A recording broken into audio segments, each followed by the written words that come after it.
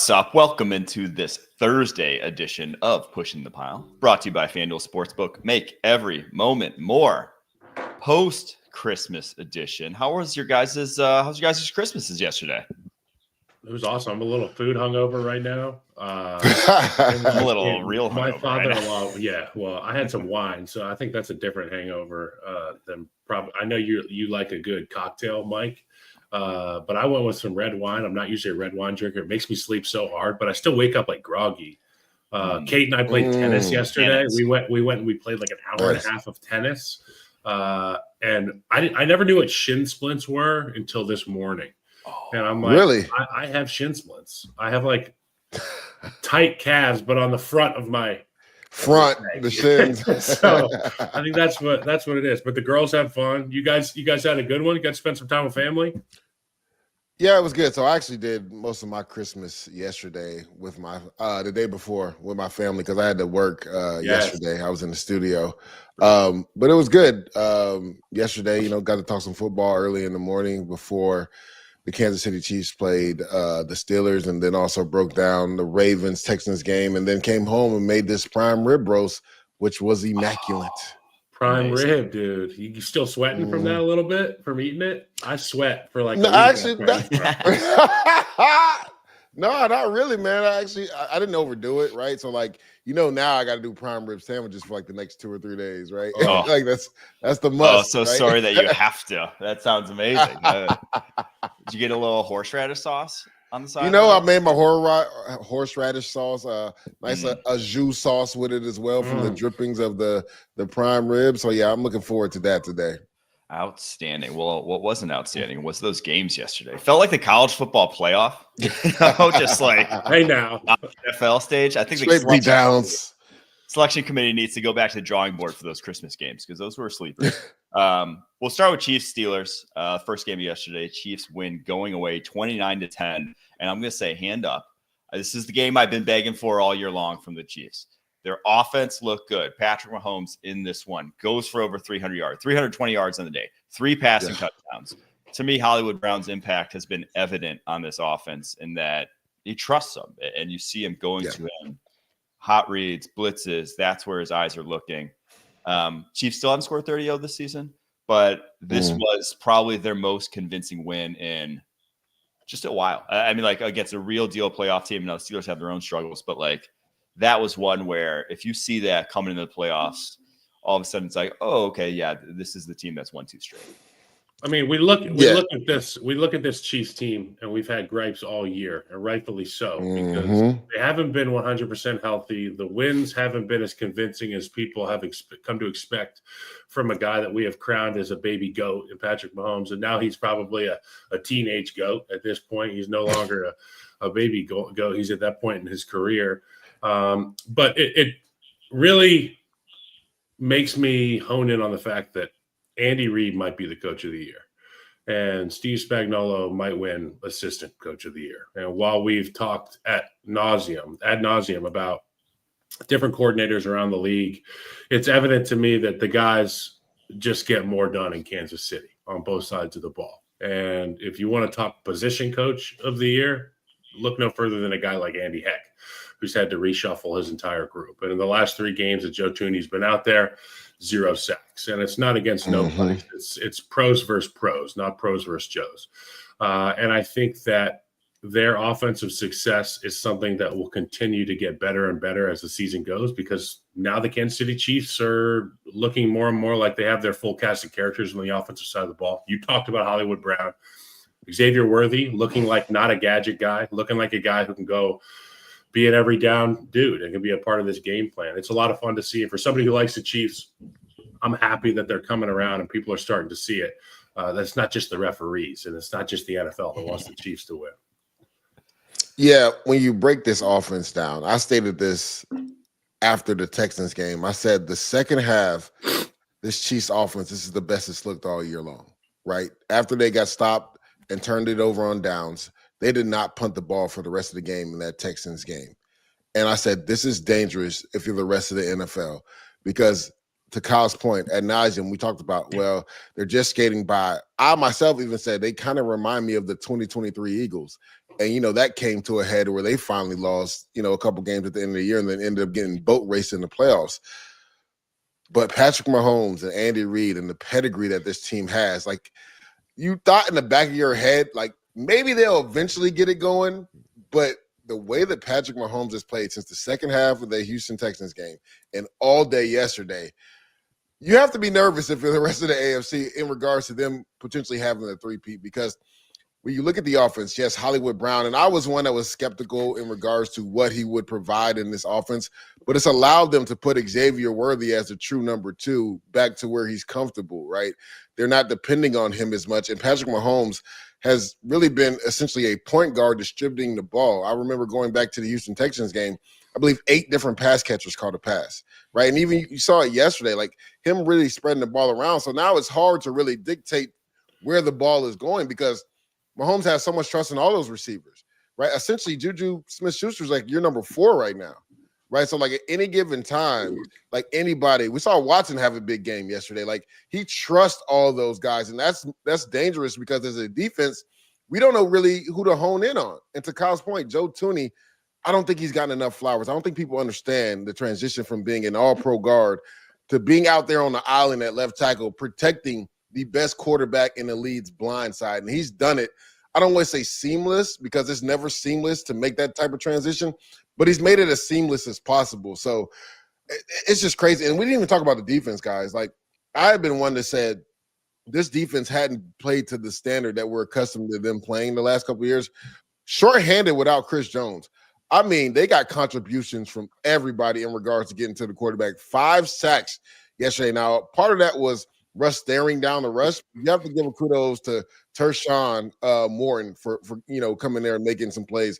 George Karlaftis off the edge. Mike Dana coming off the edge as well. Those guys are hunting together as one unit, and they didn't have their best defensive player yesterday. So, again, this is a scary thought and idea if you're the rest of the NFL, because everybody had said this offense is really struggling. I think this is the year that somebody might get him.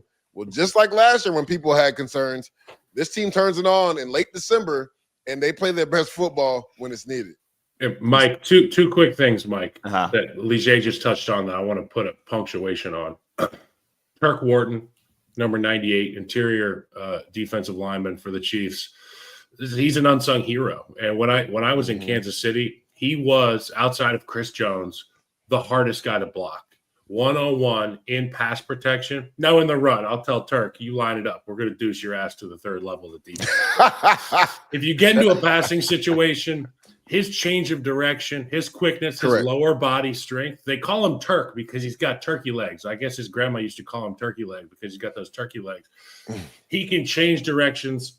He's a nightmare on one-on-one pass rush. And when you talk about the head of the snake, Chris Jones, being out, you look to your group to pick up the slack, and that's exactly what they did. And that group with Dana and Karlaftis and Turk, they've been together for a long time. They all truly love one another. That defensive line room feeds off of one another's energy. And obviously they love having Chris Jones out there, but without him, they all had to step up, and they did. And Chris Jones is looking like a proud uncle there on the sideline in his baseball cap. Not only that, he's cheering for Joe Thuney on Twitter, getting a chance to watch his team from a different angle. It's a really cool thing to see. And now you think about how much time this defense and the offense is going to have to get ready for the playoffs. You know, they can probably rest up. It's going to be scary. And as for Patrick Mahomes and Joe Thuney, when Joe Thuney, I texted my buddy yesterday who's not a big football fan. He said, what's the big difference here with Joe Thuney? I said, if you watch Thuney set, he's perpetually inside out and running guys by at the top of the rush. Patrick understands that, and he can run. He can move up in the pocket, oftentimes running towards the line of scrimmage. And when you get Patrick Mahomes running at the line of scrimmage, it gets the suck of the second and third levels. People's eyes go to Patrick. He never puts his rifle down. He always has the ability to throw it. With the other left tackle options, they got beat inside or outside. He knows where Joe Thuney's going to get beat. It's going to be on his outside shoulder. He's going to run him by. He's athletic enough to stay on guys, not give up on the play. And there's no way to set your watch to the other left tackles as the quarterback because you don't know, am I safe here on my blind side? Patrick knows exactly where Joe's guy's going to be. That's what I saw, Mike. And it should be the same lineup moving forward in the playoffs. Joe Tooney should stay. Oh, it will be. For the Chiefs. That was a great point about where Patrick Mahomes scrambles and how not every time he breaks the pocket is created equally in terms of if you're stepping up through that B gap, how impactful it is to those linebackers and the windows it has. And he almost had even another touchdown doing just that. But Alex Highsmith, I believe, broke it up, but would have been a walk-in had he not gotten a hand on that. But it's so much easier to be a weapon as a quarterback when you are attacking up the football field at the line of scrimmage immediately than it is when you're breaking out back out to the right, out to the left, behind your left tackle or right tackle, just because you're so less of a threat to run in those situations. You can pick up like 3 or 4 yards. You're not going to get an easy 10 to 12. The way Mitch Schwartz used to do the same thing that Joe Tooney does. And I'm not saying they're anywhere near the same player from a talent technique standpoint, but you knew that they were not going to lose underneath. And Patrick stepping up in that pocket, he can change the launch point. He can change the look at the second level of the defense. And now he's got all these guys that are able to play that scramble drill pretty well. I want to touch on to your point. There you go. Go ahead, Mike. Leger. No, you got it. Take it. Yeah, I was going to say to that point, right? Joe Tooney understands his offensive line mates, especially in the interior because he was in there. He knows he has Trey Smith and also Creed Humphrey. So if you don't allow the inside move and you allow Patrick to step up, he knows he's probably going to have that time interior because they have really good guys in the interior. You know, Kyle, most quarterbacks hate that interior pressure.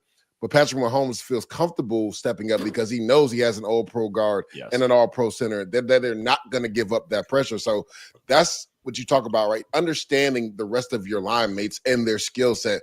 And Joe Tooney understands that, and that's why he's been able to make that transition. It's not about just the physical ability. It's the mental ability to understand, like, if I don't get beat inside, Patrick does a really good job stepping up into the pocket, either running or finding guys in those seams in between the layers of the defense. And I know that my other 2 guys in the interior are going to hold it down to allow him to do that. I want to transition to a point you made earlier. You said, Leger, that the Chiefs were without their best defensive player. My ears perked up because having gone and watched the tape this morning, what I saw from Trent McDuffie was just like all pro. I was like, holy shit, that dude. He was back to his old self. He did to George Pickens was truly make him rage quit. I mean, he took him out of the game in a way. And now just coming off a hamstring, whatever, maybe that played a factor. But I counted at least 6 different times where Trent McDuffie, press coverage, George Pickens, they're playing man, and Russ Wilson, and he's a veteran quarterback. He sees press man, where are his eyes going? George Pickens. Like those are the situations he should thrive.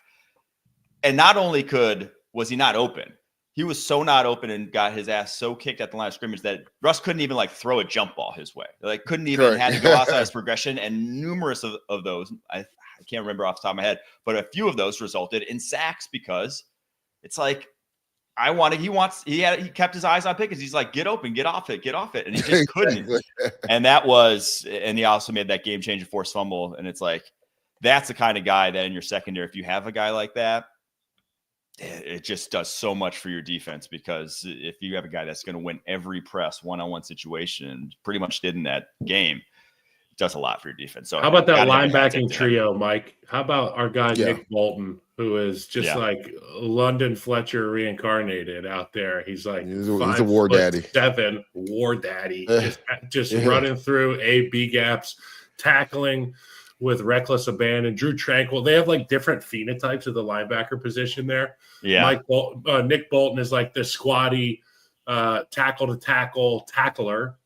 Drew Tranquil is that blitzing guy who can get skinny between some of these gaps.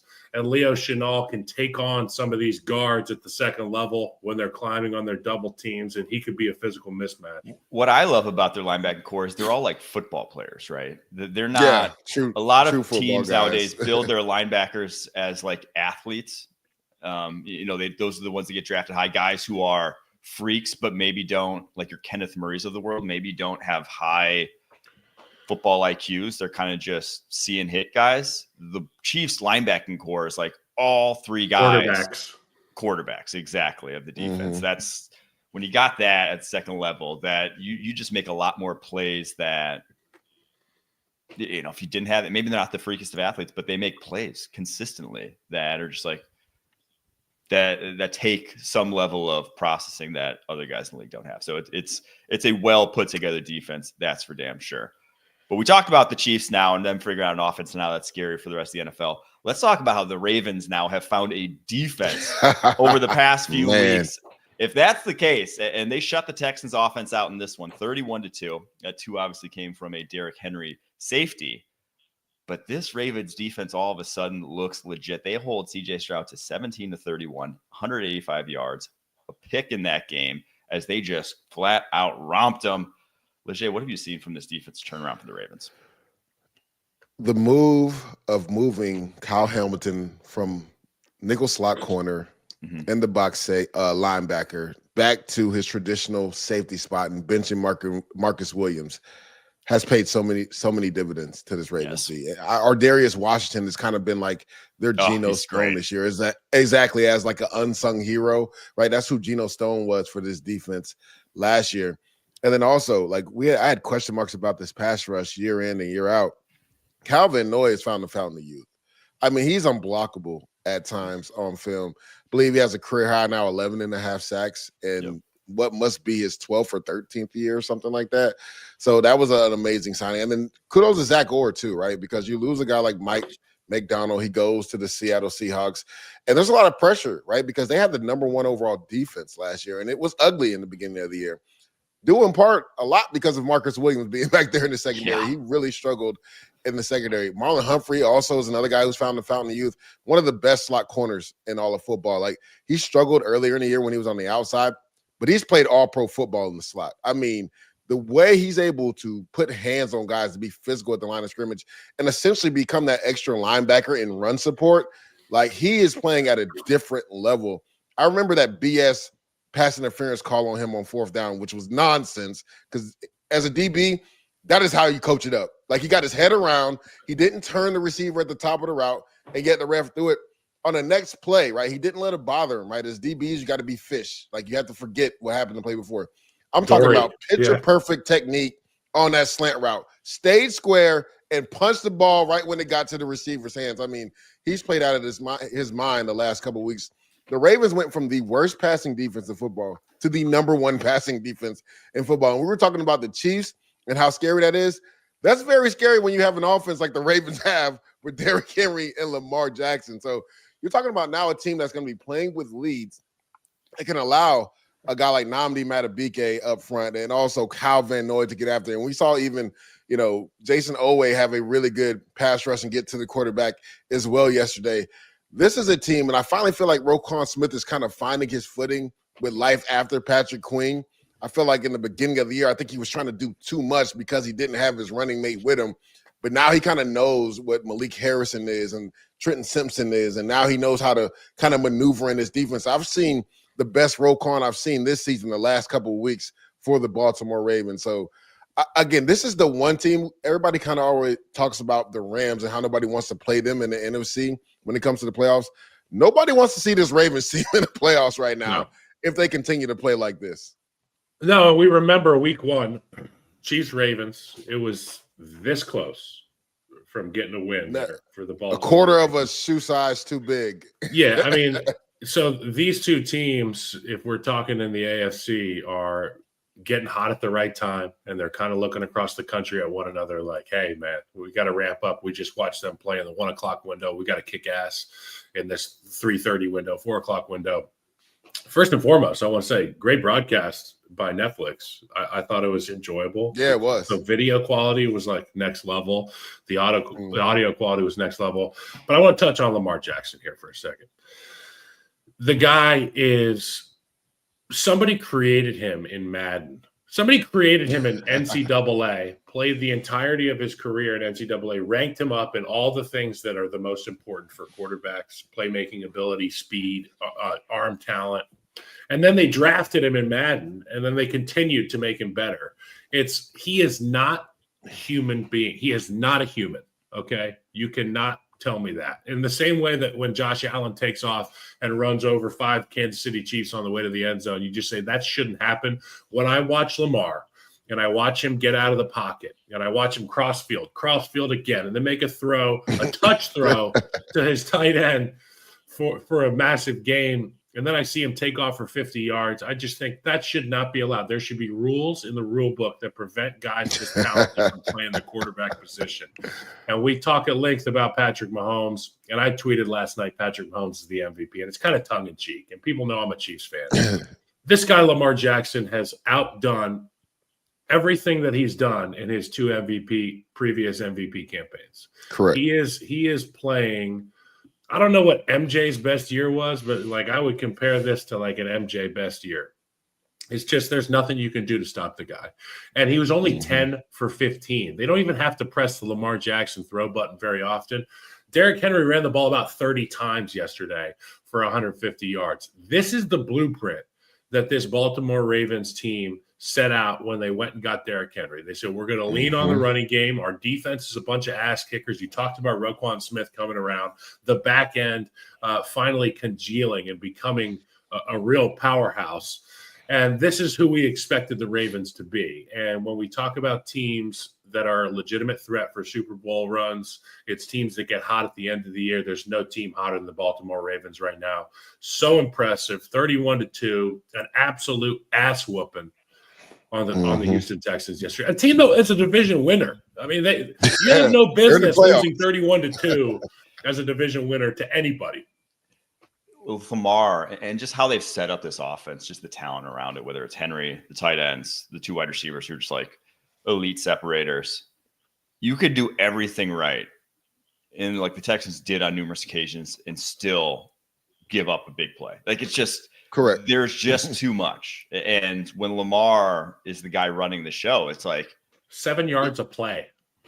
It takes it to a whole other level of just like head spinning. Your head is spinning as a DC trying to do anything. And that's why I think the defensive turnaround is so impactful, because they were losing games earlier this season because fourth quarter would come around and their defense couldn't stop a nosebleed. It'd be busted coverage after busted coverage. But now the solidity of it's kind of like this knock-on effect of moving Hamilton, because he's so multiple in what he can do and basically line him up anywhere. It doesn't matter. But he goes to safety. That fixes one safety spot. Humphrey goes to slot, and you don't really see a drop-off there because Humphrey's lack of speed doesn't even show in the slot. It's not really a problem. Correct. And so you've actually upgraded outside corner by putting Nate Wiggins in there because his long speed, he's not getting beat deep. Last 9 games for Wiggins, only 18 catches, 211 yards, 6 pass breakups, no touchdowns. He's been awesome.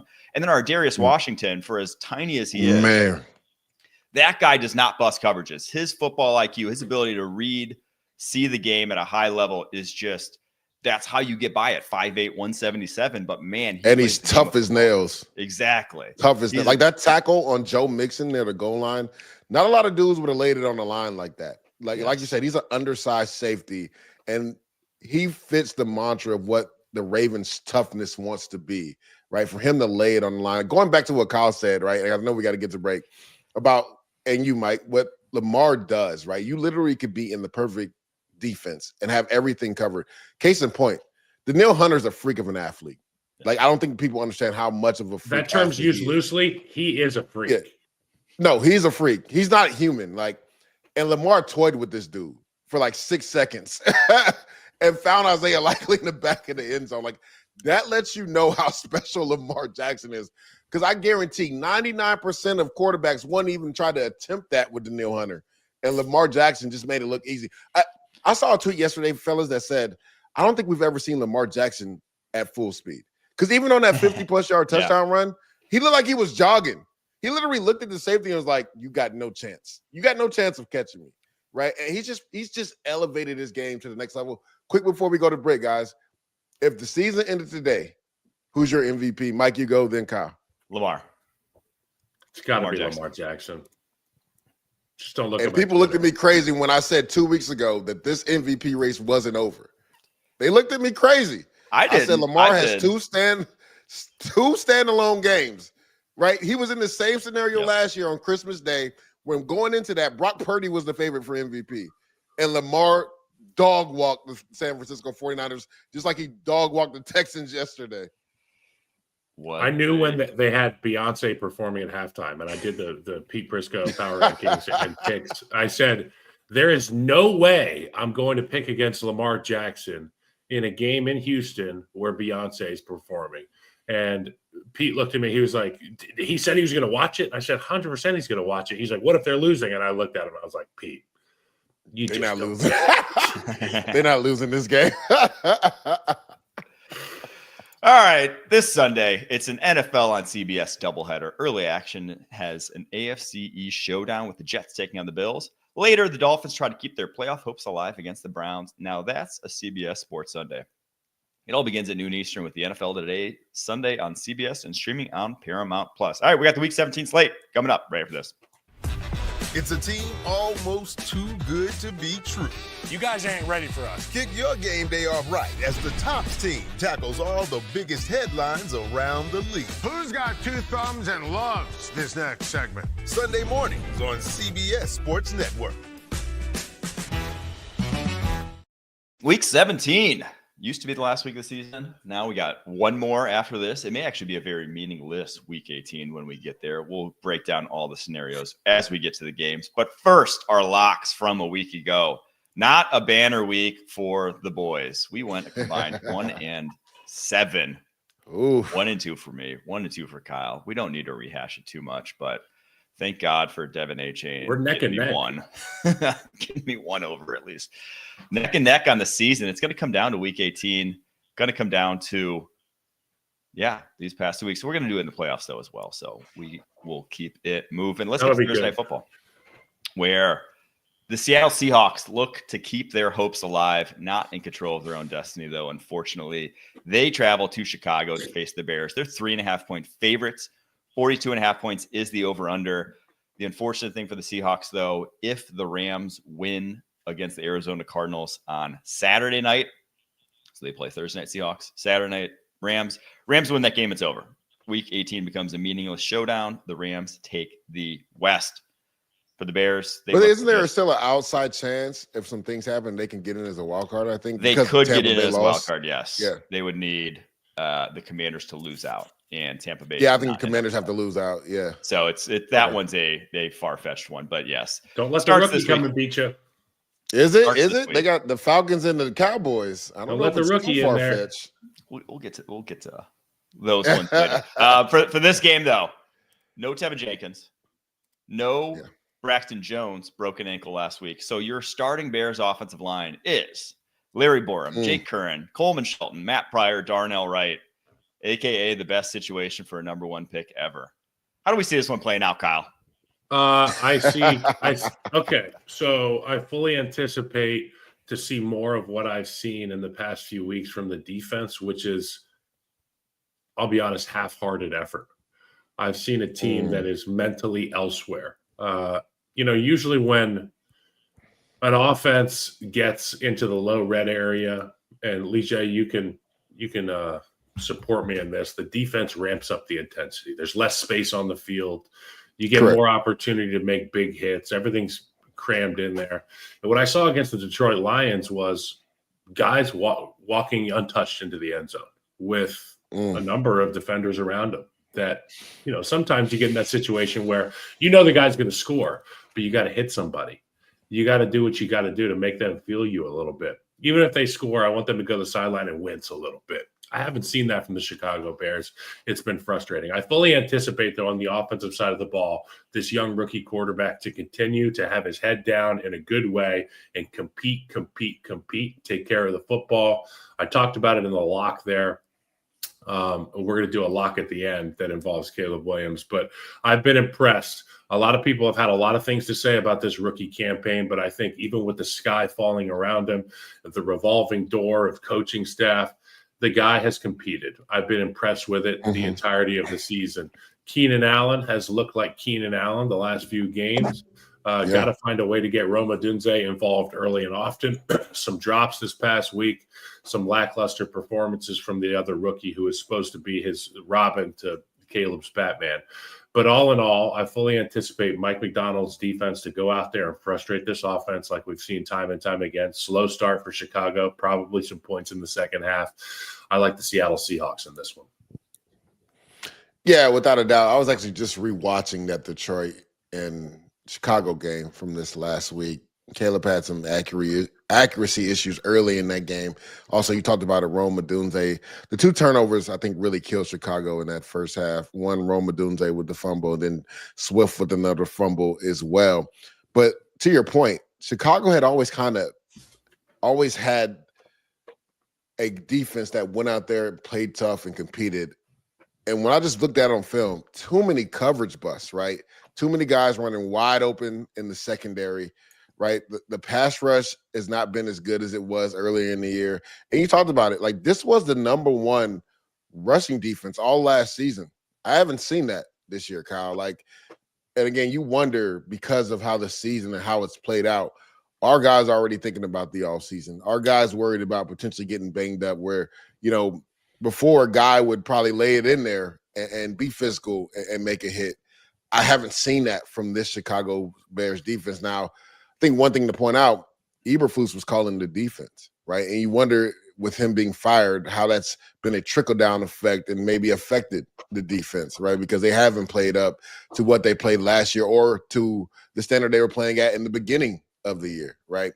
Tariq Stevenson, ever since that weird happening with the Washington Commanders, I felt like he's kind of fallen off and hasn't played to the same level that he's played, So it'll be interesting on a short week, right? After just getting, your teeth kicked in versus a divisional foe in the Detroit Lions, to see which team responds for the Chicago Bears. Are they going to have that grit and determination and willingness to lay it on the line? Because we know Seattle, like, they're on their last leg. They have no choice but to go out here and win. So they're gonna get their best effort. And it'll be interesting to see what, at least for this defense against this mismatched offensive line too. It's going to be tough to watch. Yeah, I like the Seahawks quite a bit here. You really touched on it there, just the motivational aspect. The Bears don't have it. The Seahawks have everything to play for. And now, obviously, it still may not matter, but it's like they need this far, far more. It matters far, far more. And if you tell me that's the O-line that I'm going up against in Seattle, it's like Seattle may not have a 1 guy, but they got 5 guys that all can, if they face a Jake Curran, if they face a Larry Borum, they can all win their one-on-ones fairly consistently. That spells big trouble, in my opinion, for Chicago. So I like the under as well in this one, 42.5. Chicago hasn't scored over 20 or has scored only over 20 once in their 9-game losing streak. Give me the Seahawks. All right, let's get to the Saturday slate. Chargers travel to New England in the 1 p.m. game. They're 4.5-point favorites. 43.5 points is the over-under in this one. The Chargers win. It's simple. They are a wild card. They're in. There it is. So who do you guys got in this one? This is an interesting one, right? Because you got a West Coast team traveling all the way to the East Coast. And this is why I thought the Rams, and again, if the offense for the Jets doesn't screw that game up, I think the Jets do upset the Rams. And them not being so aggressive on some of those 4th downs instead of taking the 3. But this is interesting. We saw a New England team that was up 14-0 on Buffalo and essentially squandered that game, right? If Drake May doesn't have the turnover in the red zone on a god-awful pass, if Ramondre Stevenson catches the ball on a lateral and doesn't turn it over, New England beats the Bills last week, right? So one thing I will say is Gerard Mayo, we were just talking about the Chicago Bears and them kind of playing lackluster and lack of effort. When I watched the tape on New England, I didn't see that. That defense was humming on the field, right? So this would be an interesting spot because you got the Chargers traveling all the way to the East Coast. It's going to be cold, probably not going to be a lot of fans there. What's the motivate? Like, you got to bring your own. And Kyle, you know this, when you're playing a team that has nothing to play for, and it's a whole bunch of young guys that are going to just lay it on the line because they're just playing ball. Also, there's no energy in the stadium because their team is out of playoff contention. You got to bring your own energy. And now, again, they have one of the best motivating coaches in Jim Harbaugh, and I'm sure he'll get those guys up. But this is an interesting spot. I think what you said, the line is 4.5. I might go plus 4.5 with New England because I think this is going to be a really tight game, especially the way I've seen this New England team compete week in and week out. I love the Chargers in this spot. I really do. And I think a big part of that is because their explosive running back, J.K. Dobbins, was back in practice this week. And I heard Greg Roman talk about how fresh he's looked. I'm not quite sure if this is the week that they're going to ramp him up, but we may see some of that explosive run game come back into play. And obviously you look at an offense with Justin Herbert and you anticipate 40 touchdowns, 8 interceptions as kind of like the bar for Justin Herbert's offensive style. But bring in Greg Roman, bring in Jim Harbaugh. Now we're looking at high teens for touchdowns with Justin Herbert, taking care of the football. I think he's got less than 5 interceptions on the season. He's been impressive when they've asked him to carry that offense. But that's not what they're asking him to do. They're asking him to play that point guard role. And yes, he's the point guard, but he still has that rocket launcher, can throw it down the field. You get J.K. Dobbins, you can drain the clock. You've obviously got the second running back who's been doing well for them, not as explosive an option. But you go on the road, you want to get back on that plane as quick as you can. So run the football, frustrate that rookie Drake May with your pass rush, with your ability to cloudy up that pocket. And I think it spells victory for Jim Harbaugh's Chargers on the road in New England. Yeah, I actually agree with Leger in that I think the Patriots have a good chance of stymieing this Chargers offense a good deal. Like, they want to play man coverage. This is the Chargers receiving core that they aren't guys that win versus man coverage outside of Lamb and it'll allow you to play man. Yes, right? They will invite that. So I think there's a good chance that it's just a low-scoring affair, and 4.5 in a low-scoring affair is a good amount. So I don't like either side of that, but I do like the under. If I were to bet something, I would bet time of possession Chargers. That's what I would hammer. Well, I think that's based on if J.K. actually plays, because if he doesn't, they haven't been able to be explosive running the football. And also, no, but it changes everything. Beat up too. Changes everything. Yeah, for sure. If he plays, for sure. But I don't think they risk him just because they know that they have aspirations to make him run in the playoffs. All right, 4 p.m. game, Broncos at Bengals. Another simple one. Broncos win, they are in. If they lose, though, they get the Chiefs next week. The good news for them, though, Chiefs have nothing to play for. May very well rest. Correct. So, Bengals, they need to win, and some help to get in. Basically, they need the Colts to lose a game and the Dolphins to lose a game down the stretch here. So they have a very, very outside chance. But all that being said, they're 3-point favorites in this game with a 49.5-point over-under. Leger, what do you think of this one? Yeah, I like the Bengals in the spot. The only thing is, and Kyle, you know this, once you get your butt kicked the week before, like, everybody's on edge, right? You have a look in the mirror, and I'm talking about the Broncos defense specifically because they've carried this team the entire year. And what Justin Herbert did to them in the second half, nobody has done to them all year long. Right now, again, they're playing one of the most, if not the most explosive offenses this week in the Bengals. So it'll be interesting to see, like, do they take PS2 and travel him with Jamar Chase? Like, I can't wait to see that. Yeah, it'd be interesting to see. That's a heavyweight showdown right there, bud. Yeah. And I will say this, Rashawn Slater made Nick Bonito look like he wasn't an all-pro at all last week. So if you're Nick Bonito, you're pissed off, right? And this is an offensive line that's has an issue for the Cincinnati Bengals. Now, the thing is, Joe Burrow usually gets it out of his hands so quick it doesn't even matter. And on plays where he doesn't, nobody has better pocket presence than Joe Burrow. So he's able to maneuver in the pocket better than most quarterbacks in the league and find receivers down the field. So I'm going to be real interested to look at this Denver Broncos defense to see if they can respond against one of the most, if not the most explosive offenses in all of football in the Cincinnati Bengals. And then obviously we're going to be looking at Bo Nix. I think I told Mike a stat the other day. In games where Bo Nix is either tied or down, he has 11 touchdowns and 10 interceptions. You're not winning a lot of football games doing that, right? There's a difference between trying to claw back and staying on schedule, right? Correct. They have to stay on schedule. And the thing is, with Cincinnati, we kind of know they're going to put up points. How does that bode for Bo Nix? Because I read you off the stats. It doesn't bode well if he has to chase points or it's a tight game, right? Even in the Indianapolis Colts game, he didn't play well that game, but the defensive special teams won him that game. And when he had to get into a shootout with Herbert, it got ugly for him. So that'll be another thing to watch in this game. I like the Bengals in this spot. Orlando Brown Jr. dealing with a lower leg injury. He was limited in practice early on this week, full participant as the week went on. Mobility never his strong suit, right, Mike? Mm-hmm. Mobility is never Orlando Brown's strong suit. When you're playing against a guy like Nick Bonito, you better be mobile as hell. Yeah, so that may be a matchup to watch.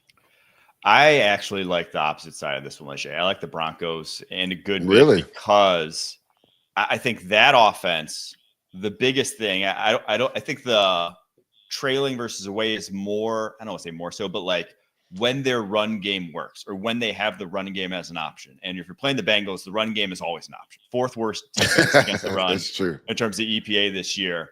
So like when the run game moves, that's when Bo Nix can do his Bo Nix stuff and take these like 5-yard completions. When they're getting 5 yards in the running game on first down and they can keep staying on schedule. It's when Bo Nix has to do it 2nd and 13, 3rd and 12. That's when it's like Bo Nix turns into not Bo Nix, or turns into the guy that you don't want to be seeing. So I think uniquely against this Bengals defense, I think there's a good chance of staying on schedule. And then on the flip side of the ball, you already touched on Benito versus Orlando Brown.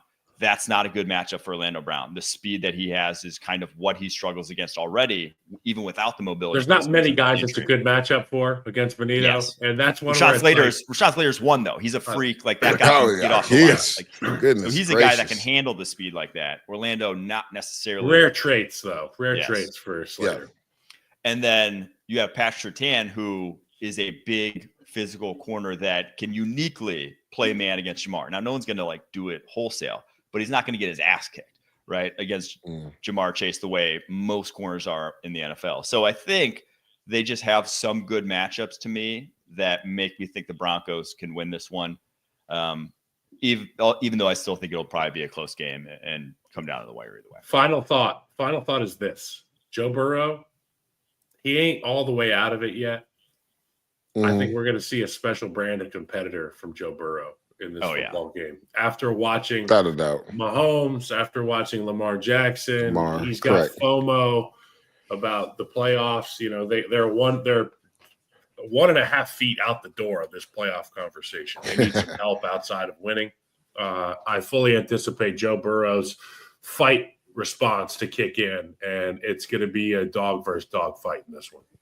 All right, let's get to the 8 p.m. game. Cardinals at Rams. Rams 6.5-point favorites here. 47.5 points is the over-under. Again, Cardinals already eliminated. Rams, they win.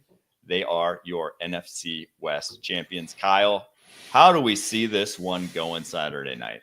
Number one, I think it's going to be the Los Angeles Rams. Number two, I don't think it has to be close. After watching the Arizona Cardinals drop the ball here in the last few weeks, a team that had the opportunity to strike when the iron was hot, they didn't strike. They got hot and they've cooled off.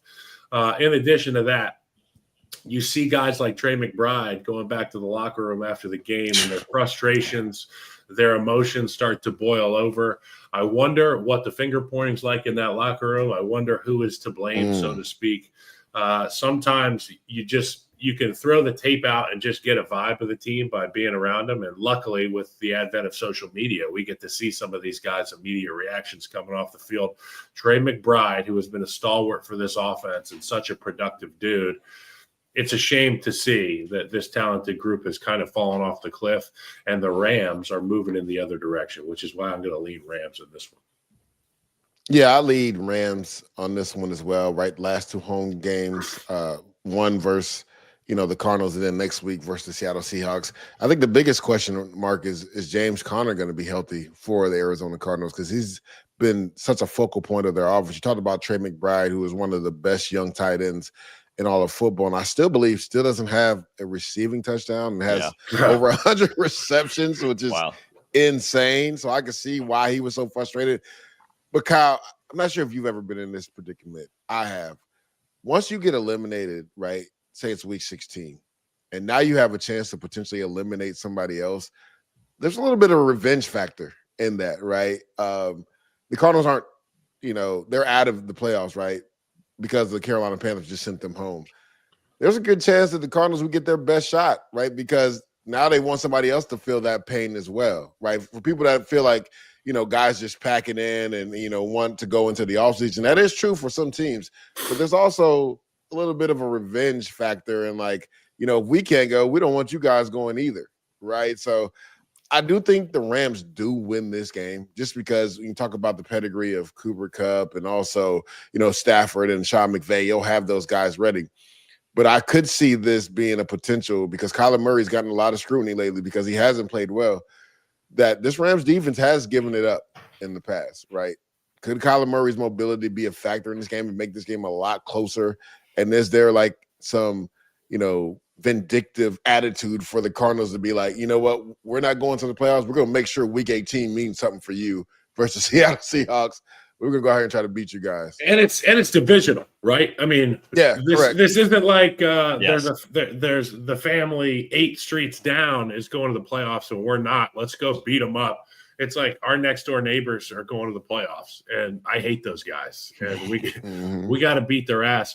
I think to your point, Leger, it's also a lot easier to play when you've got nothing to play for. When the weather, 100%, when the weather isn't terrible. By the way, like when it's cold weather, like these Chicago Bears, which is why I'm like so bearish on the Bears right now. It's because it's cold, it's gray, it's dark. We've got nothing to play for. Who's our coach? Yeah, it's the don't touch me games that worry me. Touch me. This isn't a don't touch me game. This is a correct. No, I'm gonna punch those guys out of spite.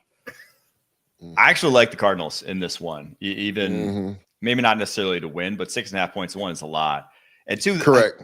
Cardinals kicked their ass the first time around, man. I know it's the complete opposite side of the season. And yeah, the Rams had a bunch of injuries back then, but 41-10.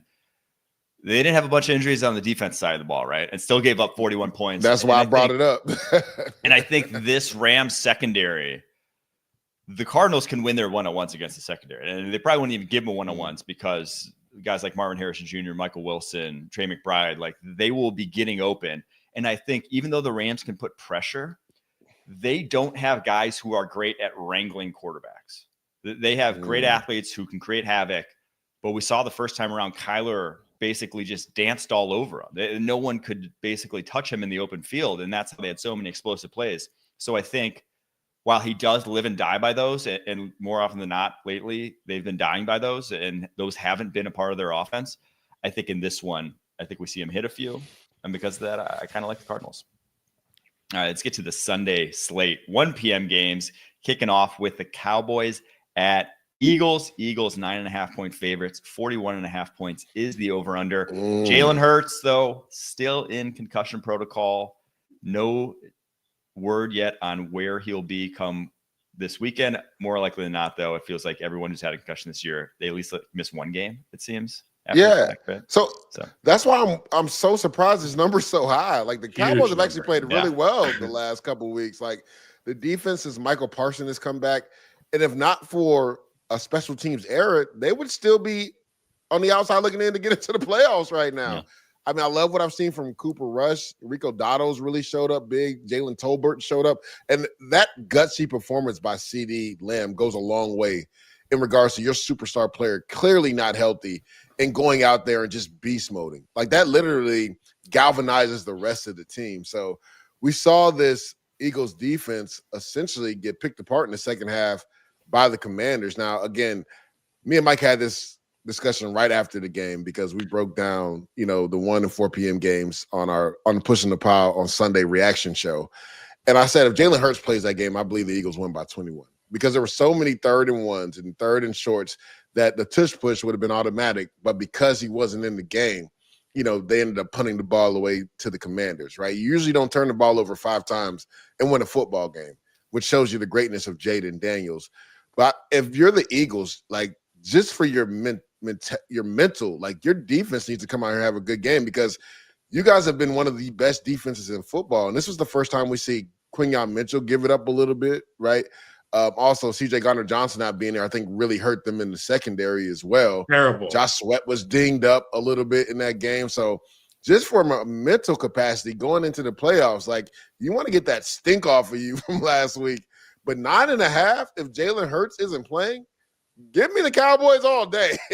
I'll take 9.5 with the Cowboys. Well, not only is Hurts not playing or likely not playing, Kenny Pickett didn't practice in full yesterday. Nope. He has a rib injury. And the thing is, he was hurt too. Yeah. So could be Tanner McKee. Justin Fields. So 9.5 feels. Hey, you can run a little too much, given all that. Now I do be a wildcat with Saquon. Bounces back. The first time these two teams played this year was like the first Cooper Rush game, and he was just a disaster. Right? Didn't even have 50 passing yards in that game, but. I think Cooper Rush, dude. He's gotten his feet under him in this offense, and I think we'll see a different game plan this time around. And I just think 9.5 is too much if you're telling me it's a backup versus a backup. No Jalen Hurts, I think we're all riding on the Cowboys. All right. Let's get to the so playoff scenarios for the Eagles, though. Their path to the 1 seed, they need the Vikings to lose this week, the Lions to lose this week, and then the Vikings to win Week 18 over Detroit Lions. That's the only way that they can get the 1 seed, or tie Week 18 too. But they need both losses this week. They need their Packers fans and 49ers fans this week.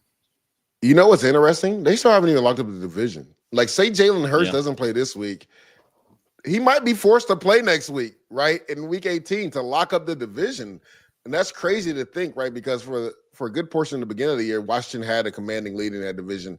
Then the Eagles won like 8 or 9 straight. And everybody's like, oh, they're going to walk away with the division. They still haven't locked up, talking about the number 1 seed, they haven't even locked up their own division yet.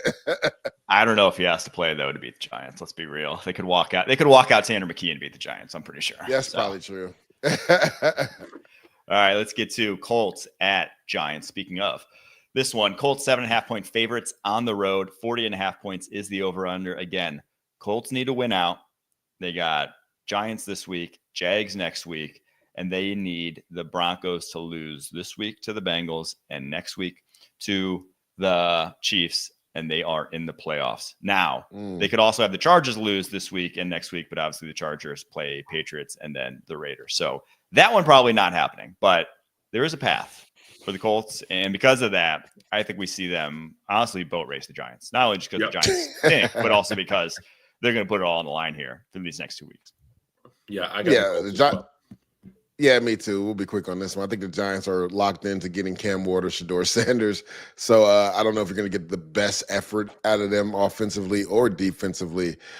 This is why me and you talked about this, Mike. I think the Colts are, when you look at the 3 teams on the outside looking in, they got a legit shot, right? Because, again, the Broncos could potentially lose out. We know the Chiefs maybe don't play Week 18, their guys, but even some of the backups, right? That's Andy Reid's offense. Like, that game could be very interesting. And you talked about the Chargers, right? Going to the East Coast to play the New England Patriots. But then we just saw the Raiders played in an inspired game, and now they're out of the sweepstakes to get the number 1 or 2 pick. The Raiders could lay it on the line Week 18 versus the Chargers as well.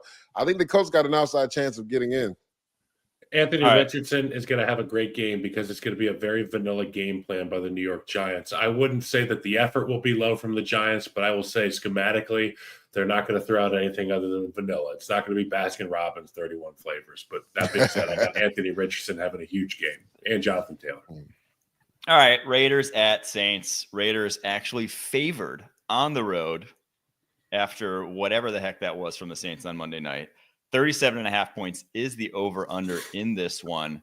Chris Olave practiced in full for the New Orleans Saints, but the Raiders right now at 3-12. They sit 6th in the draft order. Saints sit 10th in the draft order at 5-10. If the Raiders win this game, they'll drop all the way down, more likely than not, to either 8 or 9 in the draft order. So Chicago moving up. They can't afford to win this one if you're the Raiders. You get lower than they couldn't afford to win last week either. I know they definitely, but like this one, you get lower than you get down to 9, say. So that was where Chicago was when they traded all the way up to number 1. And you saw, flip that. Panthers were when they traded all the way up to number 1 with the Chicago Bears. You saw how much they had to give when they were that low in the top 10 in terms of draft capital. If the Raiders go any lower than 6, I think it's unfeasible. I just don't think they're going to be able to get up there because of what it's going to take to go all the way up to number 2. Because if it's the Patriots at number 2, which it more than likely looks like it will be, if it's the Patriots at number 2, they're going to miss out on a Travis Hunter, Abdul Carter if they're picking 9, right? They're going to miss out on a blue chip guy in this class. I don't think they're going to want to do that. And so because of that, the Raiders they basically can't afford this. That's why I think the Saints is one of my favorite bets of the week, is because after last week winning, they will get the call from Al Davis and Tom Brady saying, no more of that. We care too much about the long. Al Davis is making phone calls from the grave. From the grave. I've become very spiritual after this. What's up, Al? Even though the number's low, I like the under in this game. Right? Yeah, it feels like one of those. 2 backup quarterbacks. Can't make it too low. Yeah, I mean, 37 this is and a half. I look at both of these teams and like I think The Saints have really struggled to score over 14 over the last couple of weeks. The same can be said against the Raiders as well. 37.5. I think this is going to be a low-scoring game. This could be like a 10-7 game. I'm not picking the side. I'm taking the under on this. I like the under. I like the Saints. All right, let's get to Jets at Bills. Bills, 9.5-point favorites. 47.5 points is the over-under. The Bills now, I mean, they really don't have anything to play for. They are sitting at 12-3. Now, they could get usurped by the Ravens for the 2 seed. So they probably still want to secure that. So a win would obviously secure that for them. But they are no longer in. Well, no, I don't think they can, right? Because the Ravens have 5 losses. Yeah, but the Bills could lose 2 more. Including to the that would only give them 4 losses, right? Or no, they got 3 losses. They got 3 losses. Oh, they have 3. All right, bet. Yeah. So they could, because the Ravens won the head-to-head, but it's like, I believe they play, was it the Jets and Patriots? Yeah. So it's like, are they? But not much to play for. So you're probably not going to get those throwback trick plays, but you will probably get a Buffalo Bills team that outclasses this Jets team by a good manner, especially when Olu Fashanu goes on IR with a foot injury because he was playing awesome at left tackle. He was. He got flipped there. My favorite one, this one, though, it's the over, man. I think the Jets offense has finally found something. They finally have the kind of rapport we thought they would have. And even this past week, they were moving the ball on the Rams. It just low red was. They didn't punt one time and only put up 9 points, which is ridiculous. It was the most Jets masterclass of how to not score points, but also move the ball offensively. It was impressive to watch, but like that can be fluky week to week. I trust that they've figured out how to move the ball now, and they have. And so I think the over in this one is one of my favorite bets this week. And we like the defense from the Bills, but it's, they've had 50 burgers put on them this year. You know what I mean? I'm about to say the Bills defense has been struggling lately. They've had 50 burgers put on. We know it's a well-coached group, a group that plays hard. Obviously, they've got a fantastic offense coupled with it. But these shootouts can be just that. And it's a shame because at the beginning of the year, Leger, we talked about I said my bold prediction was if the Jets can beat the Bills this week of the season in Buffalo, we could be looking at a Jets team that runs the table in the AFC. Correct. And my God, how the tables have turned. I'm going to go with the Bills here and the over. 9.5 is a lot of points, but I'm going to go with the Bills. It'll be interesting in this game because the Bills didn't play to the standard. Now, their defense has struggled the last couple of weeks, and Drake May at times moved the ball at will. Kayshon Boutte, he's become a really good player for the New England Patriots. A lot of people thought he was going to be out of the league a couple of years ago, right? And he's actually been probably one of their most promising receivers this year for the New England Patriots. So it'll be interesting to see how Garrett Wilson and Devontae Adams plays against his secondary that has been beat up. Now, we'll see if, Rasul Douglas can maybe make his return this week or not, or do they just hold him off to get ready for the playoffs? But this, Kyle, again, anytime you don't play up to the standards, and just Sean McDermott, his background, wrestling background, football background, the mentality that he has, he's probably going to be on his players all week long. Like, we need to have a good showing before I even think about resting you guys week 18. We can't have the showing that we had versus the Patriots and then have it again against the Jets and think I'm going to rest you guys before we go into the playoffs. We need to be playing high-quality football. And then you can take a nap. Correct. So it'll be interesting to see. And also, right, we talked about this earlier, Kyle. You don't think Josh Allen saw what Lamar Jackson's done over the last 2 weeks? Now, that's the thing. You worry about him pressing a little bit too much, right, and then potentially making some mistakes. Because in games where the offense doesn't get going, he tends to press. We saw it versus New England. People will say that wasn't a bad interception, but my thing is, in weeks past, we've seen Josh Allen on 3rd and 16 take off and run, get as many yards as possible, potentially to set up a 4th down. And I think he could have done that before throwing that pass on 3rd and 16. Like, he didn't know that Mapu was going to bring that out of the end zone, right? Like, that just was a luck of chance. You know what I'm saying? So, like, to me, that's an awful throw because we've seen you use your mobility to pick up 15, 16 yards. Kyle talked about it earlier. He ran through 4 Chiefs defenders on the way to the end zone. You're telling me a defensive lineman out in space is tackling Josh Allen one-on-one? So those are the decisions right there that, like, I worry about him making if this game is close, or maybe he is pressing because of the MVP race, right? But I think the Bills will right the ship. Now, their defense, again, has not played well the last couple of weeks. They have not been able to rush the passer consistently. But with Olu Fashanu not being out and another record that could be broken on Sunday, Aaron Rodgers, if he sacked twice, will be the most sacked quarterback in NFL history. Ooh, right? So, like, yeah. And the thing is, it's crazy to think about. I mean, Tom Brady is one right now, and that's what happens when you have a lot of longevity in the NFL. Yeah. Rodgers held the ball entirely too long last week. I thought the offensive line for the Jets played amazing, but there was times where Aaron Rodgers held on to the ball entirely too long. He has to get back on the same page with Garrett Wilson. It seems like they're in a tiff right now. Football is football. It's time to be professional. Get it together. Yes, we know Devontae's your best friend. There's times Garrett Wilson is wide open. Get that kid the ball because he's special when the ball's in his hands. Yo Gotti said it best. B, I'm sacked up. B, I'm racked up. That's Aaron Rodgers. A lot this year. All time, actually. All time most sacked up quarterback. All right, let's get to Titans. Shout out to Yo Gotti, by the way. Shout out to Yo Gotti. Shout out to Yo Gotti. All right, so let's get to Titans at Jags for a brief second where the Jags are 1.5-point favorites somehow. 39.5 points is the over-under. More just to say the draft concerns here. Jacksonville currently slated to pick 3. Titans currently slated to pick 4. Obviously, after this, that will change. If a win more than likely drops Tennessee or Jacksonville down to the 7 to 8 range. So a lot on the line here because 3-4 in this one, 2-3, where they're going to be picking. That could be, the number 2 pick in this could be could garner you a bunch of future firsts if you don't need a quarterback and someone does. So I think 2 is the spot you want to be at if you're just talking about how do I set my franchise up for future success in terms of getting draft picks, getting draft capital, getting players. Getting the number 2 overall pick in this draft will be very beneficial to whoever does that. So that's really all that's on the line. We don't have to go any more into this game than that. Panthers at Bucks. Bucks 8.5-point favorites at home. 48.5 points is the over-under to lay out the Bucs scenario here. Sitting at 8-7.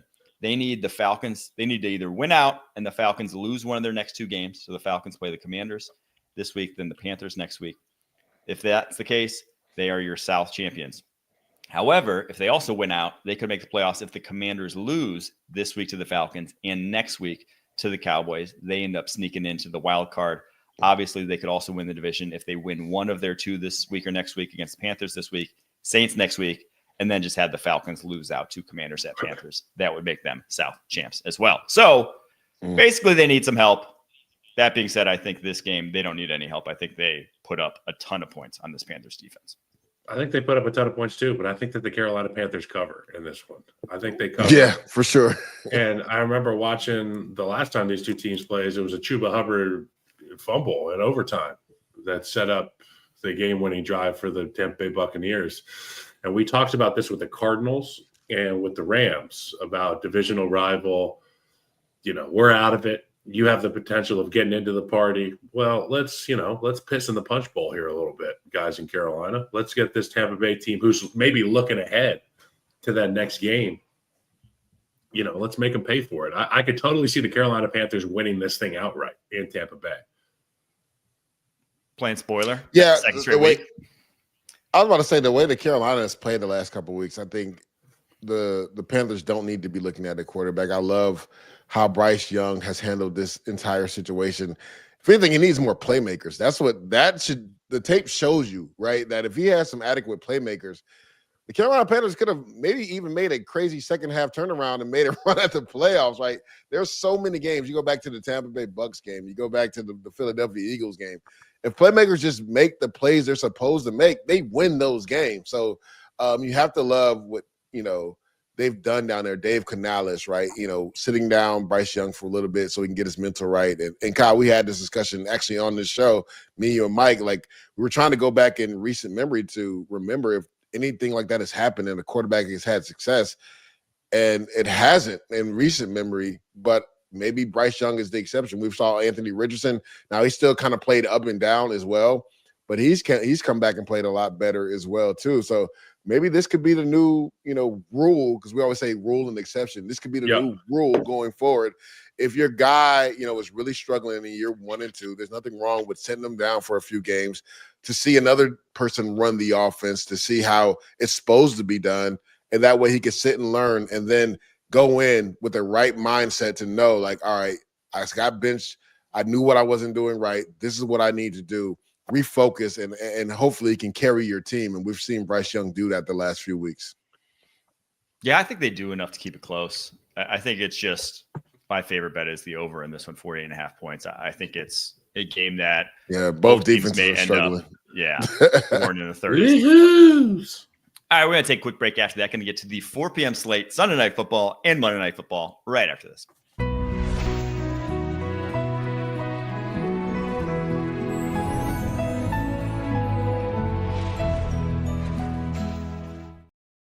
Dolphins at Browns. Dolphins 6.5-point favorites. 40.5 points is the over-under for Miami. Just announced this week, Bradley Chubb, the guy they gave up a first-round pick for, won't play a snap this year for them. Officially shut down for the year. Very unfortunate news on that front. Obviously, a guy they were relying on, and that's both their defensive ends now. Him and Jalen Phillips suffering big injuries that are really impacting that football team. On the flip side of this, no one knows who's starting for the Cleveland Browns, but if it is Dorian Thompson-Robinson, I love the Dolphins in this one. My God. Exactly. He has looked.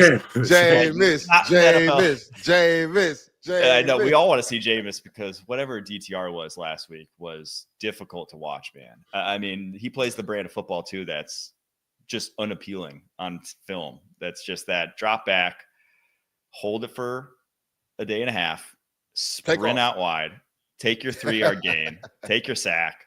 And he's got to be so tired after these games. Really is. For sure. Now in his career, he's thrown 1 touchdown compared to 9 picks, averaging 3.9 yards per attempt.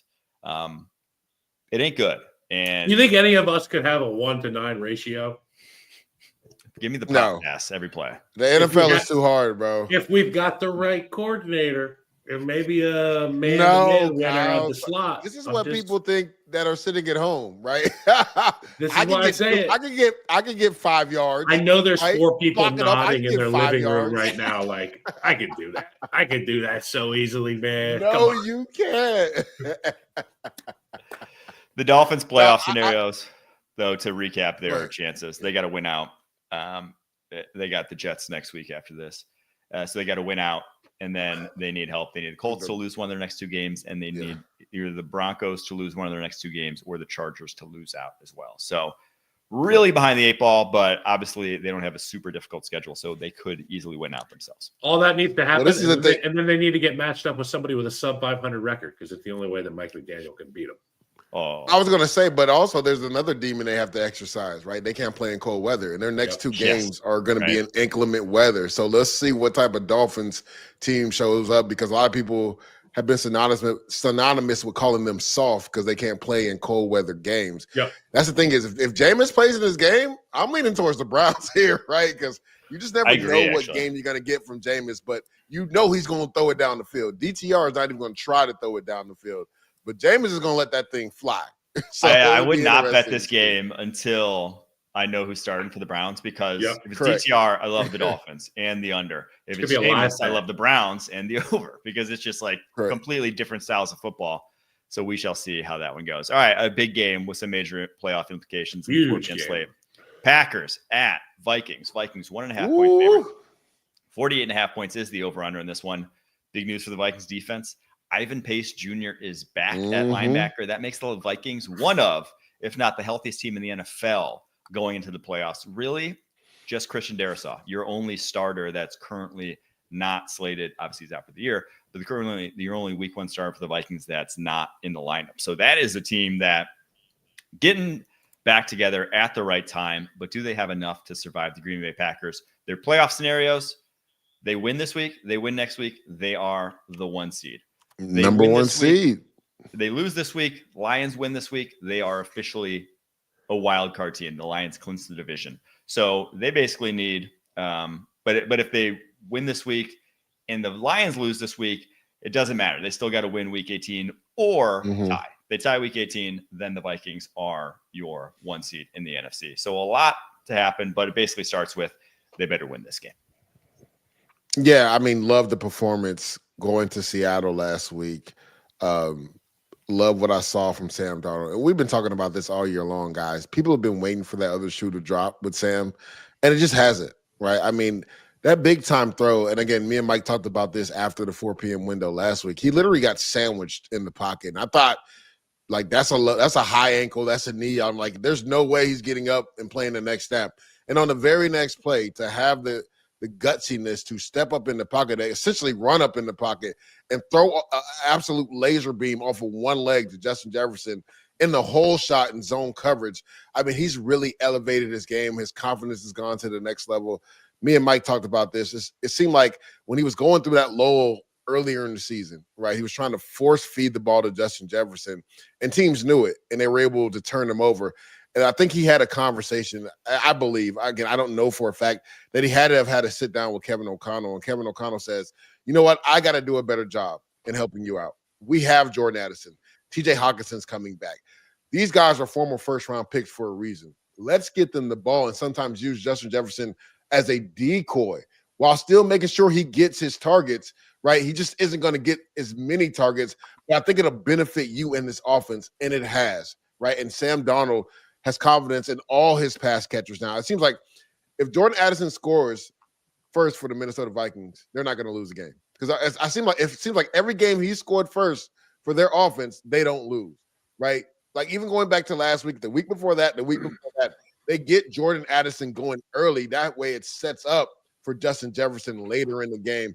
And obviously when things are hairy and you need a big play, just like the play we talked about versus Seattle, where he maneuvers in the pocket, runs up, he's going to Justin Jefferson because he is one of the best, if not the best receiver in the league. So this is a big game because Green Bay also is coming off a couple games where they've looked really good. Like when you look at their 4 losses, it's against the best teams in the NFL, right? Like they literally are a couple possessions. Besides the Lions game, I think that was the only game that got away from them in Green Bay. All the rest of those games came down to the wire, right? So this will be an interesting game because essentially the Packers can't get the number 1 seed. They can't win the division. So what's their mentality? They're going to be either stuck in that 5 or 6 seed, right? Is it that we don't want the Minnesota Vikings to be the number 1 seed, or we want the Detroit Lions to be the number 1 seed? Like, it'll be interesting to see what Matt LaFleur's mindset and the Green Bay Packers mindset is going into this game.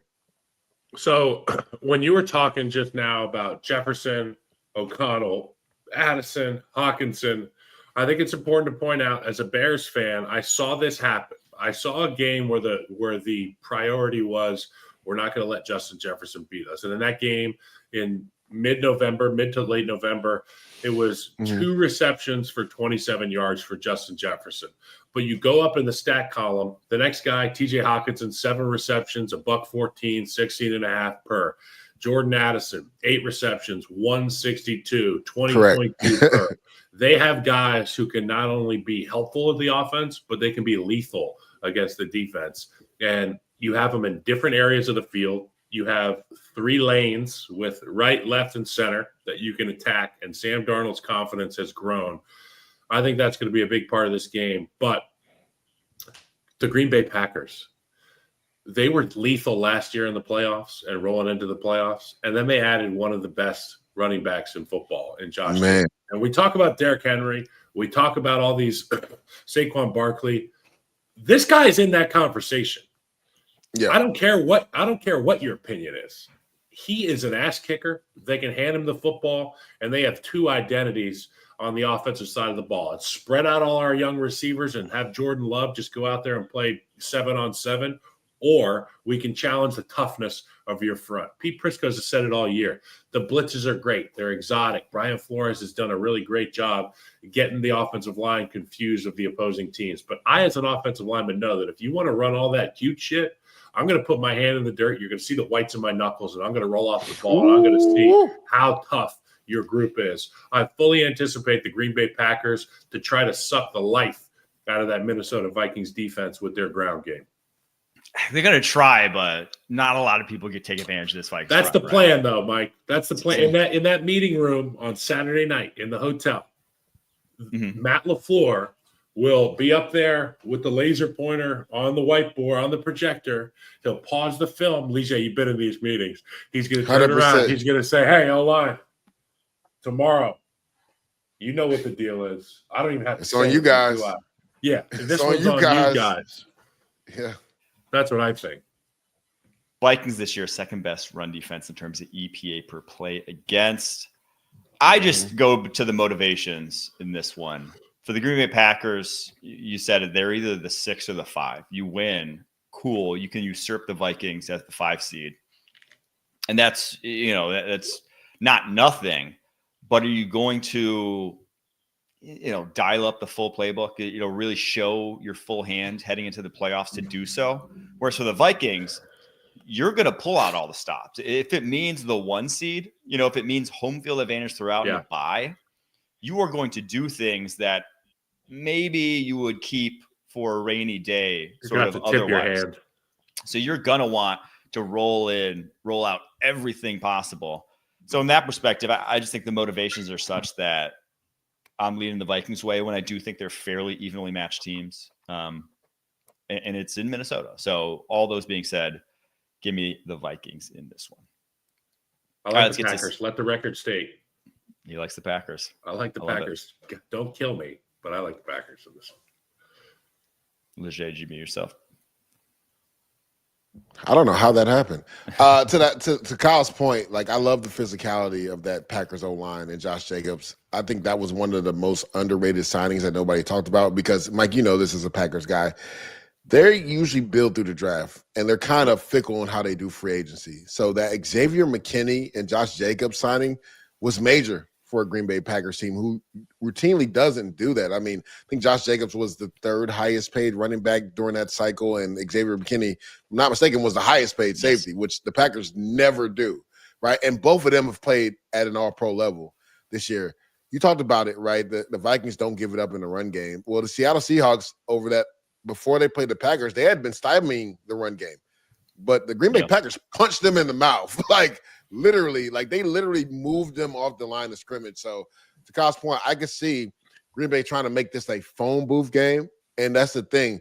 And I think Jordan Love has realized this over the last few weeks that I don't have to go out there and be Superman. We got a straight dog in the backfield that we can lean on. And when I need to make plays, to Kyle's point, we can spread it out, and I have the young receivers to do that. But I think earlier in the year, he was pressing because of the contract, because of how well he played down the stretch last year, where these last couple of weeks, he hasn't had gaudy numbers, but he's been efficient with the football, and that's been the key to success. And also, got to give some love to the Green Bay Packers defense. I think Jeff Hafley and his defense, it was an acclimation period. They're starting to come along these last couple of weeks, get after the passer as well. All right, let's get to Sunday night. Falcons at Commanders. Commanders, 4.5-point favorites. 48.5 points is the over-under. We got the number 2 overall pick in the draft, Jane Daniels, going up against the number 8 overall pick in the draft. Oh, yeah. Michael Penix Jr. The Commanders, the Falcons play the Commanders and the Panthers. They win both those games. They are your NFC South champions. South champs, yeah. Commanders win this game. They are officially in the playoffs. They could officially be in the playoffs, though, with some help as well, should that happen this week, even if they lose. So how do we see this one playing out, Lachey? So I go back and forth. And, Kyle, you can attest to this. When you have a big emotional win like the Commanders had last week, usually can be an era of drop-off the next week, right? Because you put so much into that game, right? 5 turnovers. Usually there's 3 things we always talk about in the beginning of the week, Kyle, right? When it comes to situational football, the red zone, the money down, which is 3rd down, and the turnover margin. If you win those 3, you have a significantly higher chance of winning the game, right? Well, the Commanders struggled in the turnover margin last week and still were able to put enough drives together and win that game. So you worry about the emotional toll on what it took for the Commanders to win that game. And then could there be a drop-off the next week? Now, to your point, they're still playing for a lot, right? Not only is the division up still for grabs, but their playoff spot is up for grabs as well. And then you have this Atlanta Falcons team that made the change from Kurt Cochain to Michael Penix Jr. And the offense flowed a lot better now. It still wasn't, what they probably envisioned, what they want the offense to look like. But in regards to Michael Penix Jr. getting the ball out of his hands, him being pinpoint accurate, right? Him going through his progressions extremely well and processing quickly and getting the ball out of his hands. His pass catchers have to help him because they had too many drops last week. I mean, that one of Kyle Pitts was utterly ridiculous. Like, it hits you in the hands and then you essentially lateral it to the corner for an interception. Drake London, Ray McLeod had 2 bad drops as well. And Bijan Robinson was a monster last week. So this is an interesting game because this will be Michael Penix's second game. You think he'd be a lot more comfortable running the offense. Love what I've seen from the Commanders defense, but they did give up a lot of points last week to a Jalen Hurts-less offense, right? With Kenny Pickett in at quarterback. So this will be an interesting game. I mean, Jaden Daniels is unconscious.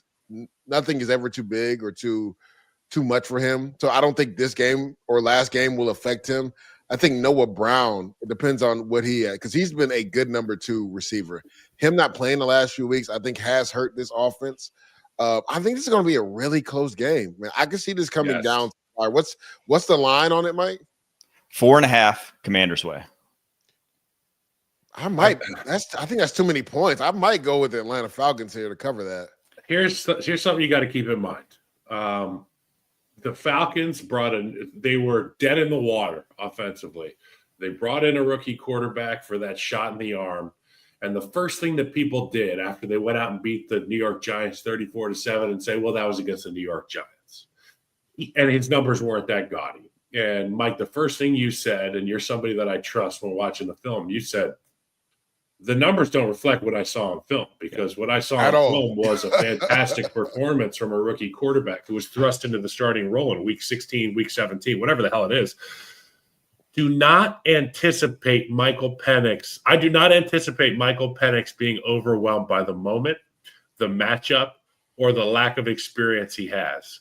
They beat the dog out of the New York Giants. He is going to look at this as he's got this other guy, Jaden Daniels, has played 15 weeks, and he's made an impression over the course of the 15 weeks on fans across the world. Now's my chance to introduce myself. And I fully anticipate this being a shootout. I think Michael Penix rises to the moment. He's been in these types of shootouts, and like our guy Bo Nix, this guy's experienced. He's not just a rookie, okay? He's halfway to being a salty little vet there in Atlanta. So you got that guy. I'm looking forward to this matchup. In my opinion, it's one of the matchups of the week in terms of quarterback and quarterback. I agree. It's a great matchup. And I am kind of with you guys. I think the Falcons, for all the reasons you touched on, but also because the Falcons pass rush has finally showed up. Now, they're not great, right, by any means, but Grady Jarrett finally looks like recovered from his ACL. You at least see him flashing the past handful of weeks. Arnold Ebiketie is rushing the passer like a true edge guy that can win one-on-one semi-consistently. And then Caden Ellis, they've just increased his blitz load of late. They just basically said, you are our 5th defensive lineman, treating him as such. And he has been awesome as a second-level blitzer. A guy that can win against guards at that position is uniquely valuable in today's NFL. He's one that can do it. So I think they can actually speed up Jaden to a degree that can keep them in this game, right? If you don't pressure Jaden Daniels, it's over. If you don't have guys that can track him down, they will boat race you. So I think at minimum, they can get some pressure. And if that's the case, yeah, I kind of like the Falcons in this one. And then you got to keep in mind Jesse Bates, right? The best thief in the NFL, right? If you're Jaden Daniels, you got to locate this guy every play because he's going to lie to you pre-snap. He's going to lie to you. That's just what he does. Yeah, he's just going to lie to you pre-snap. And we saw Jaden Daniels, I think last week was the first time I actually seen him press on a few throws, right? Especially that one in the fourth quarter. Like, you can't make that throw, right? It's third down and you like sail the ball and you end up throwing an interception. And then I think one, he was trying to force the ball in the middle of the field. That was another interception, which is rare for Jaden, right? Because he's usually cool, calm, and collective. You don't see him make those type of plays. But if he does not locate Jesse Bates, he's going to learn real fast that guy will lie to you and then he will take the ball and take it the other direction. Look, the window's open. The window's up. Slam. Exactly. What you see pre-snap is not what you're going to see post-snap from Jesse Bates. All right, let's get to Monday night. I'm excited for that one. Monday Night Football. Lions at 49ers. Lions 3.5-point favorites. 50.5 points is the over-under. The good news for Lions, they didn't add any more to their injury report after last week's game to the Chicago Bears. Bad news is no one else is coming on. Nobody got hit in the damn game. They were out there playing flag football. That's a good one. Here's an interesting question, though, in this game. So the Minnesota Vikings, if they win Sunday, Monday night is darn near meaningless for the Lions in that if they lose, they still have to, even if they win, they still have to win week 18. Correct. If they lose, the only difference it makes is if they tie week 18, they will not be going to the playoffs. So if it's a meaningless game, and you've been as banged up as you are, so the Vikings win, and that game becomes the only difference being that it stops you from being able to tie week 18 and get the 1 seed. Do you still put everyone out there at risk with that being a possibility? It's Dan Campbell they're playing. Yeah. Do you remember last year, January 28th? It was this year, January 28th, 2024. The Detroit Lions traveled to Santa Clara to play the San Francisco 49ers. They take a 17 or 24-7 lead at halftime. The Detroit Lions are going to the Super Bowl. And then they piss it all away in the second half. And the Niners end up the NFC representative. I know who remembers that. Dan Campbell. I know who also remembers 100%. That. Every single guy on that roster. So regardless if the Vikings win, the Packers win, Dan Campbell's like, they want a boat race. We're not watching. We're not looking at the TV. We're not checking Twitter. We're going out there for one thing and one thing alone, to beat the dog out of the San Francisco 49ers. And I love that you said that, Leger. Regardless, I've got the Detroit Lions handling business at the San Francisco 49ers. And I think the Packers are going to win anyway. So it'll be one of these games that matters. Yeah, without a doubt. I do believe Detroit's going to play everybody no matter what. Now, again, that's just how Dan Campbell is wired. That's how his players are wired, right? If there's an opportunity to roll the football out, you heard what he said. We'll play you in the parking lot. We'll play you at a high school field. It doesn't matter. Landfill. Exactly. We're going to go out there and lay it on the line. And to Kyle's point, like, you want to get that sour taste out of your mouth from the NFC Championship game. Yes, this doesn't have the same ramifications, but you never want somebody to have one up on you. Right now, the San Francisco 49ers have one up on them. And Dan Campbell even said himself, because of probably some of the decisions I made in that game, we ended up losing that game. So he's going to want to go out there and boat race them. It'll be interesting, right? Because this is rare air for the 49ers. They're always getting ready to go to the playoffs. And last week versus the Miami Dolphins was the first time I saw in the second half where that defense wasn't as dominant, right? Devon Achane had his way with that defense in that game. So you don't think Jahmyr Gibbs had that same skill set? Jahmyr Gibbs has to be licking his chops saying, man, if Devon Achane went for almost 200 all-purpose yards, I want to do the same thing, right? He proved for Chicago that he can be an every down back. Yep. I believe 23 carries in that game. So this is a game where, to your point, Mike, now, if they get up big at half, I can see him starting to pull some guys out, depending on the scenario and what happened. But if it's a scenario where if they win and the Vikings lose and they lock in the number 1 seed, he'll probably play them the whole game because he's probably not going to play them week 18. You got to pick two players from the Lions to sit down at halftime. If you're beating their ass, if you're Dan Campbell, who are the two players on the offensive side of the ball you're pulling out? I mean, Jared Goff and probably Penei Sewell. Yeah. That's probably it. Yeah, I'm with you guys, though. I think the Lions I think they demolished them. And I think the over hits too. I think that's 30. That's one of my locks this week. Yeah, I really like the Lions this one. Speaking of, let's get to those locks of the week. Leger, what do you got for us this week? Well, I'll just let you know one of my locks was obviously the Detroit Lions for everything that we just talked about, right? Remembering what happened in the NFC Championship game last year, and then also knowing that, they need to be playing well just in case the Vikings do win and they have to go into that game next week and they win and be the number 1 seed. They want to make sure that they're not coming off a loss. So I think we're going to see the best Detroit Lions team that we saw, albeit last week versus the Chicago offense, the Detroit defense, which has had so many injuries. They played really well in that game. So it'll be interesting to see how they come out on Monday night versus the 49ers. I like them to win and cover the -3.5. My other lock, Saints Raiders, right? 2 backup quarterbacks. I like the under in this game. There's going to be a premium on lack of points is what I'm going to say. Like, neither one of these offenses can really put it up on the scoreboard. So I like both of these teams on the under. And then my player prop, Jackson Smith and Jigba on Thursday night. I know you don't want to hear this, Kyle, versus Chicago Bears. Over 70.5 receiving yards. When you look at the Chicago Bears defense over the last couple of weeks, the number one receiver, which Jackson Smith and Jigba has become for the Seattle Seahawks, has gone over this number every single time, right? I like Jackson Smith and Jigba, who's found a real rapport with Geno Smith, to go over 70.5 receiving yards. Mike, this has me going San Francisco money line. That is not the case. You just heard my argument for the Detroit Lions. Thank you very much, Harry. You're a wizard. On the you fly. switched it there. That was unbelievable. I'm also going to go Jaden Daniels over 1.5 passing touchdowns. You can count on a few things in this world. The sun coming up, a wave hitting a beach, and Jaden Daniels throwing a couple damn TDs. Caleb Williams, under half an interception. You can say all you want about the guy, but he takes care of the football, sometimes to a fault. I would say under half an interception for Caleb Williams. The streak continues. All right. Harry went over Baker Mayfield 1.5 passing touchdowns in a must-win game for them. I'm going to go Saints plus 1.5 at home against those Las Vegas Raiders. I think the call comes down from the top. Raiders can't win. That means the Saints are going to win that one. I got the Jets at Bills, and Bills going over 47.5. I just think both those offenses right now built to put up points. And then give me DeAndre Swift under 58.5 rushing yards. We talked about the Chicago Bears offensive line and what they're throwing out there. I do not trust that unit against the Seahawks defensive front. So give me the under in that one.